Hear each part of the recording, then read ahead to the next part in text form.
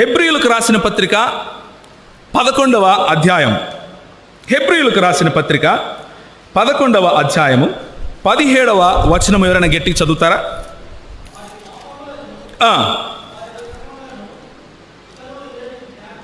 అబ్రహాము శోధింపబడి అన్న దగ్గర చదవాలి బ్రదర్. 11వ అధ్యాయం 17వ వచనం.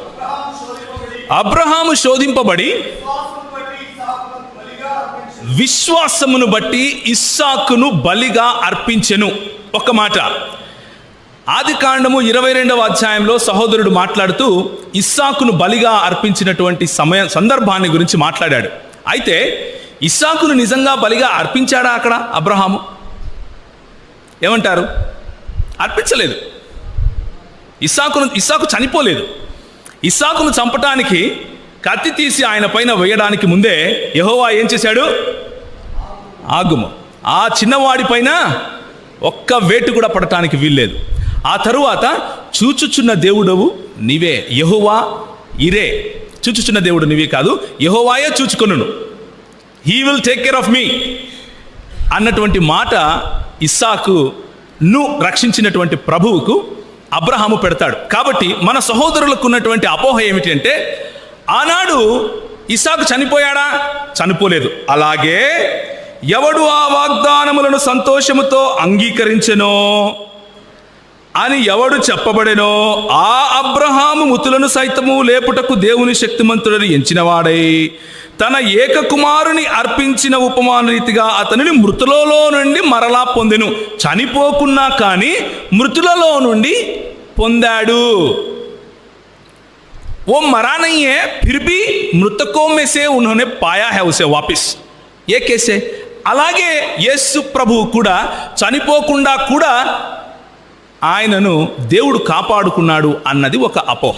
అయితే నేను ఇంతకుముందు చెప్పినట్లుగానే వాక్యాన్ని అక్కడ ఉన్నది ఉన్నట్లుగా చదివితే అక్కడే సమాధానం ఉంటుంది. ఒకసారి చదువుతారా? మృతులలో నుండి పొందెను అన్న దానిపైన ఎవరైనా ఒకసారి పబ్లిక్లో ఉన్న వాళ్ళు ఎవరైనా చదవండి. 17వ వచనం నుంచి మళ్ళీ.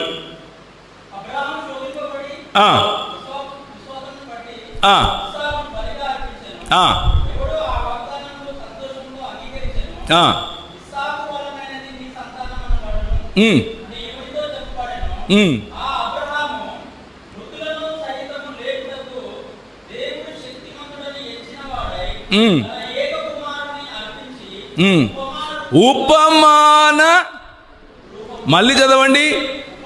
ఉపమాన రూపముగా అంటే అర్థం ఏమిటి? ఏంటి అర్థం? లైక్ ఎన్ ఎగ్జాంపుల్, ఒక ఉపమానం. అది ఆ మాటను మిస్ చేస్తే ఏమవుతుంది? చనిపోలేదు కానీ బ్రతికే ఉన్నాడు అన్న కంక్లూషన్ వస్తుంది. దేవుని వాక్యం ఏం చెబుతుంది? ఉపమాన రీతిగా ఆయన వెనక్కి ఎవరు ఉపమానము? యేసు ప్రభు ఉపమానం. ఏంటా ఉపమానము? 1 కొరింథీయులకు రాసిన పత్రిక 15వ అధ్యాయము 12వ వచనము. కొరింథీయులకు రాసినటువంటి మొదటి పత్రిక 15వ అధ్యాయం 12వ వచనం. క్రీస్తు మృతులలో నుండి లేపబడి, ఉపమాన రీతిగా లేపబడున్నాడా? ఏమంటారు? క్రీస్తు మృతులలో నుండి ఉపమాన రీతిగా లేపబడ్డా? అపోహ అన్నది వాక్యాన్ని సరిగ్గా చదవకపోతే వస్తుంది. లేఖనములను ఎరుగకయు దేవుని శక్తిని ఎరుగకయు వారు పొరబడుచున్నారు. ఎవరు? అపోహలు కలిగిన వారు లేఖనాలను ఎరుగక పొరపడుచున్నారు. దయచేసి ప్రేమపూర్వకంగా నేను సహోదరులను సహోదరులందరినీ ఆహ్వానిస్తున్నాను. లేఖనాలను చదవండి. లేఖనాలలో సత్యము పటాపంచలు అవుతుంది.